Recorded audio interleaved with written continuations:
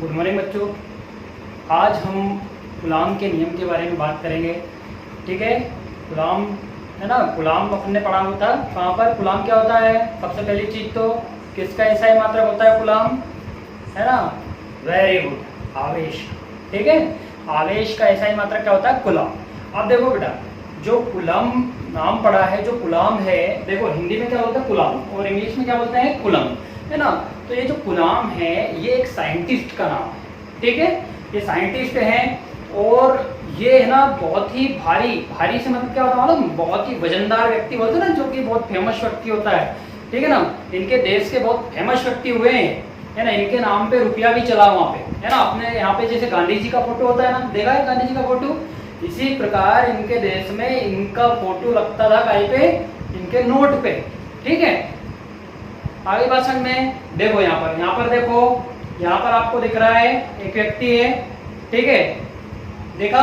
ये क्या है? कौन है ये? गुलाम, है ना, यही है गुलाम। ठीक है, इतना भारी व्यक्ति है ये कि भैया मैंने आपको बताया था कि गुलाम बराबर क्या होता है। ध्यान याद करो, गुलाम बराबर क्या होता है? बोले सर आपने बताया था एम्पियर इंटू सेकंड, है ना, ये बताया था आपने। बोले सर एम्पियर इंटू सेकंड होता है। सेकंड का किसका मात्रक है इस पद्धति में? समय का। एम्पियर विद्युत धारा का, और कूलम आवेश का। ऐसा पढ़ा था ना हमने, Q is equal to I into t, है ना, ये पढ़ा था हमने।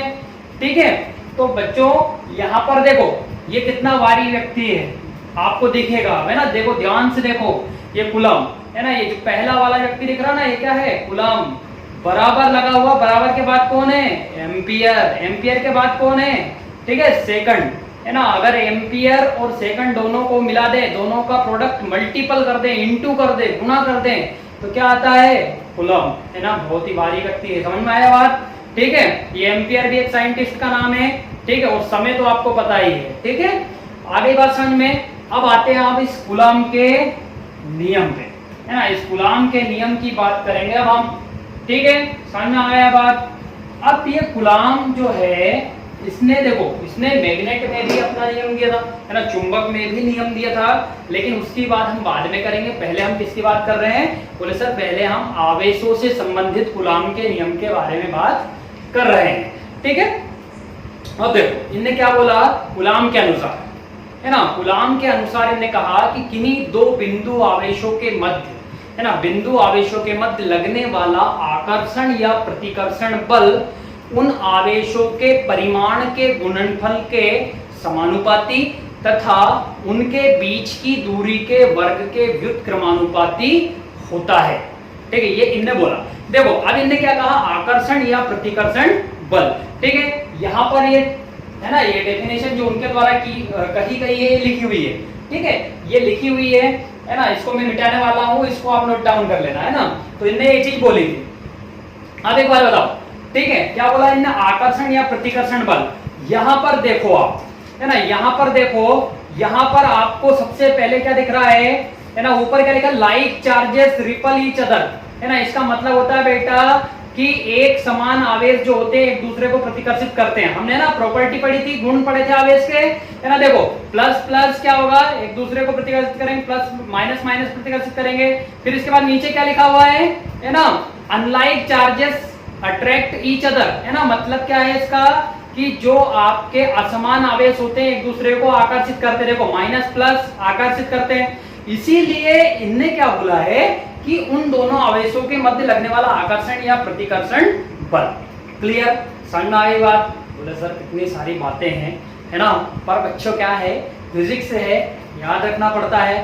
ठीक है, और इंटरेस्टिंग है ना। अगर हम इसको इंटरेस्ट से पढ़ेंगे ना तो वैसे ही याद हो जाएंगे, कोई प्रॉब्लम ही नहीं आएगी। ठीक है, डेफिनेशन लिख ली होगी, मैं उम्मीद करता हूं क्योंकि देखो कैमरे के सामने उम्मीद ही कर सकता हूं। अब आपने लिखी नहीं लिखी वो तो है ना, वो तो आप जानो। ठीक है, पर मैं उम्मीद करता हूं कि डेफिनेशन आपने अच्छे से नोट डाउन कर ली होगी, है ना। अब इस डेफिनेशन के अनुसार हम कूलम के नियम को प्रतिपादित करेंगे। बहुत ही इंपॉर्टेंट क्वेश्चन होता है 12th के लिए। ठीक है, और भी कॉम्पिटिटिव एग्जाम्स में आता है। ठीक है, अब हम इसकी डेरिवेशन करेंगे यहाँ पे। ठीक है, डेरिवेशन में आप देखना क्या बोला था, पहली लाइन क्या बोल रहा था, बोले किन्हीं भी दो बिंदु आवेशों के मध्य लगने वाला आकर्षण या प्रतिकर्षण बल। भैया मैंने प्लस प्लस ले लिए, ठीक है, मैंने क्या ले लिए, प्लस प्लस चार्ज ले लिए ना, दो, एक तो क्या है प्लस क्यू चार्ज, Q1 मान लो इसको, और एक Q2 है ना, ये दोनों एक दूसरे से r दूरी पर रखे हुए हैं। कितनी दूरी पर रखे हुए हैं, r दूरी पर रखे हुए हैं, है ना, एक दूसरे के बीच की जो दूरी है वो क्या है, r दूरी है, और दोनों पॉजिटिव है ना, तो दोनों पॉजिटिव हैं, तो बोले सर इनके बीच में जो फोर्स लगेगा वो क्या लगेगा, बोले सर वो आपका प्रतिकर्षण होगा, है ना, समान आवेश एक दूसरे को क्या करते हैं, प्रतिकर्षित करते हैं। तो कौन सा बल लग रहा है, प्रतिकर्षण का बल, ठीक है। अब बोले सर ये जो Q1 के साइड बल लग रहा है इसको मैं नाम दे दूं F12। F12 का मतलब है F1 पर 2 के कारण, ठीक है, इसको मैं नाम दे रहा हूं F21, है ना, क्या बोल रहा हूं, F21 मतलब F2 बल जो है उस पे 1 के कारण प्रतिकर्षण बल लग रहा है एक दूसरे के कारण, ठीक है। और जो मेन बल जो लगता है उसको मैंने नाम दिया F। क्लियर, ठीक है ना, जो परिणामी बल है दोनों पर वो क्या है, F है। पहला सेंटेंस उसने बोला था कि दोनों के बीच लगने वाला आकर्षण या प्रतिकर्षण बल उन आवेशों के परिमाण के गुणनफल के समानुपाती होता है। पहली लाइन से मैंने लिखा F is proportional Q1 into Q2, है ना, इक्वेशन नंबर फर्स्ट, ठीक है। फिर बोलता है वो जो बल है वो उन दोनों के बीच की दूरी के वर्ग के व्युत्क्रमानुपाती होता है, ठीक है बच्चों। व्युत्क्रमानुपाती और समानुपाती तो समझ में आता है ना, समानुपाती में एक चीज अगर बढ़ती है तो दूसरी भी बढ़ती है, व्युत्क्रमानुपाती में एक चीज बढ़ती है तो दूसरी घटती है, ठीक है। क्या कहते हैं, अगर दूरी को बढ़ाओगे तो बल कम हो जाएगा, है ना, मान लो मैं दूरी को यहाँ पर बढ़ा रहा हूँ, है ना, दूरी को बढ़ाता हूं तो बल क्या हो जाएगा, कम हो जाएगा, ठीक है। अब क्या बोला, मैं बोल रहा हूं कि समीकरण नंबर 1 व 2 से, है ना, दोनों को मिलाने पर, है ना, समीकरण नंबर 1 व 2 दोनों को क्या करने पर, मिलाने पर, दोनों को मिलाकर जब हमने लिखा तो क्या लिखा, बोले सर हमने लिखा F is proportional Q1 into Q2 upon inversely proportional R का स्क्वायर, है ना। प्रोपोर्शनल का मतलब होता है समानुपाती और इनवर्सली प्रोपोर्शनल का मतलब होता है व्युत्क्रमानुपाती, ठीक है, ये हमने लिख दिया। बोले सर अब प्रोपोर्शनल को हटाइए, बिल्कुल हटाता हूं, ठीक है।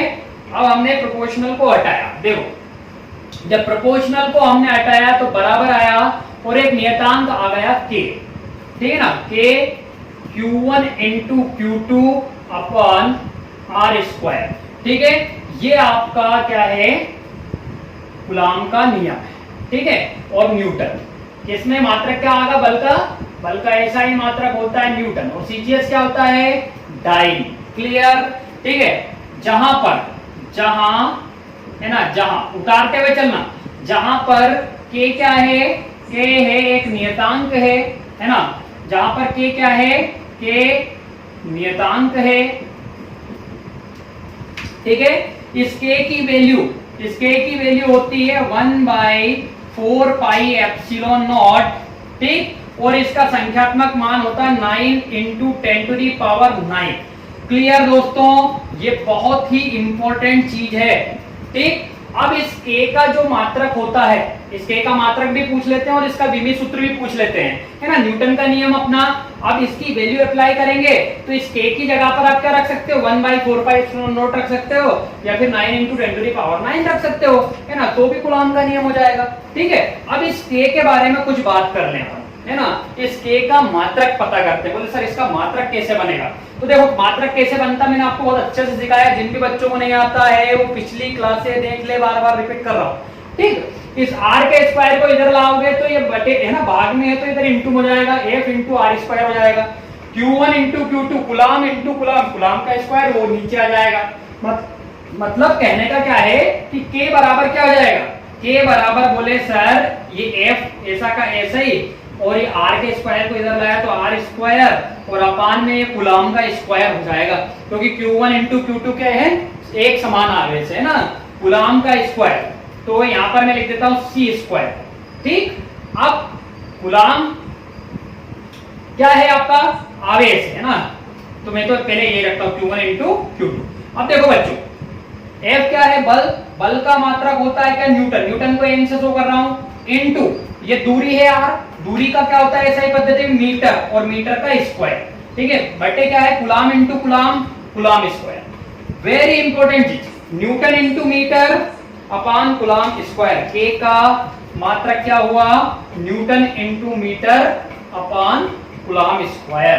क्लियर है ना, ये इसका मात्रक हुआ। अब इसका बोले सर विमी सूत्र कैसे बनाएंगे, तो विमी सूत्र बनाना मैंने सिखाया है ना। विमी सूत्र बनाना कैसे सिखाया है, न्यूटन, न्यूटन का क्या होता है, बोले सर mLT-2, न्यूटन क्या है, बल है ना, इनटू मीटर क्या है L स्क्वायर, और अपान में क्या जाएगा कूलाम स्क्वायर का AT स्क्वायर, ठीक क्या हो जाएगा AT स्क्वायर। तो इसको डायरेक्ट देखो दोस्तों, मैंने सब ऊपर नीचे लेके गया है ना, कैसे किया मैंने, देखो यहाँ पर L1 है, यहाँ पर L2 है, तो यहाँ पर पावर 1 है, आधार समान होते हैं, गुणा में घातें जुड़ती हैं, मैंने लिखा mL3, ठीक है, तो T-2, और यहाँ पर T की पावर भी 2 है, T भी ऊपर आएगा, तो T क्या हो जाएगा, T माइनस हो जाएगा 4, T माइनस क्या हो जाएगा 4 हो जाएगा, A पर भी पावर 2 है, तो A ऊपर आएगा तो A-2, ये इसका हो जाएगा विमी सूत्र, mL3T-4 A-2, ठीक है ना।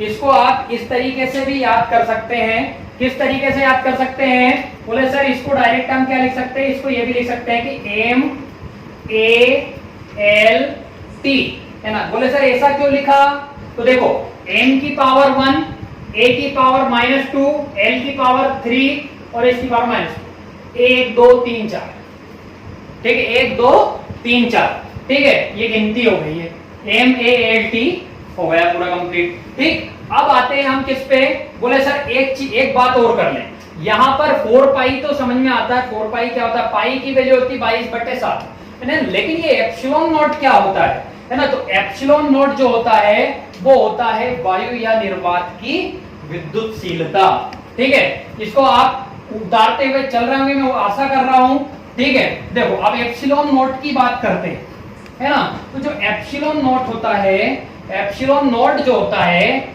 वो क्या होता है, मेरे साथ बोलना सभी, वायु या निर्वात की विद्युतशीलता, आप बोल रहे हो कि सर बोल रहे मेरे साथ बोलना है ना, जैसे कि हम उनके सामने बैठे हो। बेटा इसमें क्या है, बहुत सारे बच्चे ना ऊंघ जाते हैं क्लास में, इस चक्कर में मैं बोल रहा हूँ, ठीक है, ऊंघना नहीं है ना, पढ़ना है, ठीक है। अब देखो वायु या निर्वात की विद्युतशीलता, दोस्तों इसका जो संख्यात्मक मान होता है वो होता है 8.85 × 10⁻⁻12, ठीक है, और इसका मात्रक क्या होता है, इसका मात्रक होता है coulomb square upon newton into metre square, ठीक है। ये बहुत ही दोनों इंपॉर्टेंट चीज है, दोनों को मेरे को अलग अलग बताना था, लेकिन मात्रक को साथ में लिखते हुए बता दिया। संख्यात्मक मान क्या, 8.85 × 10⁻⁻12, और मात्रक क्या, बोले sir coulomb square upon newton into metre square. क्या दिख रहा है तुम्हें, बोले सर ये तो जस्ट इसका उल्टा हुआ है, किसका, इसका, बोले यहाँ पर न्यूटन इंटू मीटर स्क्वायर था अपान कूलाम स्क्वायर था, यहाँ पर आपने कूलाम को ऊपर कर दिया, न्यूटन इंटू मीटर स्क्वायर को क्या कर दिया, नीचे कर दिया। तो बेसिकली बेटा जब ये एप्सिलॉन नॉट यहाँ आएगा और इस k को उधर ले जाएंगे तो k कहाँ जाएगा, नीचे, और एप्सिलॉन नॉट कहाँ आएगा, यहाँ पर इंटू में, तो ऑब्वियसली सी बात है उल्टा ही तो होना है ना। तो ये coulomb square upon newton into metre square. अब बोले सर इसका डायमेंशनल फार्मूला या फिर विमी सूत्र जिसे हम बोलते हैं वो क्या होगा, है ना बच्चों, विमी सूत्र, क्या, विमी सूत्र। देखो इसका विमी सूत्र, जब ये उल्टा हो गया पूरा तो फिर विमी सूत्र का भी क्या होना है, उल्टा हो जाना। देखो बच्चों यहाँ पर है ना, m की पावर 1 थी, a की पावर -2 थी, l की पावर 3 थी, t की पावर -4 थी, तो इसमें जो माइनस वाले साइन है वो प्लस हो जाएंगे, प्लस वाले साइन माइनस हो जाएंगे। या तो आप बना के भी देख सकते हो या मेरे तरीके से भी सीख सकते हो। बोले सर अब हमने लिखा MALT, आपने बोला था कि m पर वहां पर क्या है प्लस का 1, तो यहाँ -1 हो जाएगा, ठीक है, और यहाँ पर a की पावर क्या है, यहाँ पर a की पावर क्या जाएगी 2, और l की पावर क्या जाएगी -3, और ये 4। ये हो गया आपका वायु या निर्वात की विद्युतशीलता का विमी सूत्र, ठीक है। हमने न्यूटन कूलाम के नियम के साथ साथ, ठीक है, हमने के की वैल्यू क्या होती है वो पढ़ा, उसके विमीय सूत्र पढ़े, उसका विमीय सूत्र पढ़ने के बाद में उसका एसआई मात्रक पढ़ा, इसके बाद हमने एप्सिलॉन नोट के बारे में पढ़ा। यहाँ पर हमने कई जानकारियां देखी है, वीडियो को रोक कर देखें अच्छे से, शुरू से आखिरी तक, अंत तक वीडियो को बेहतरीन तरीके से देखें, ठीक है बच्चों।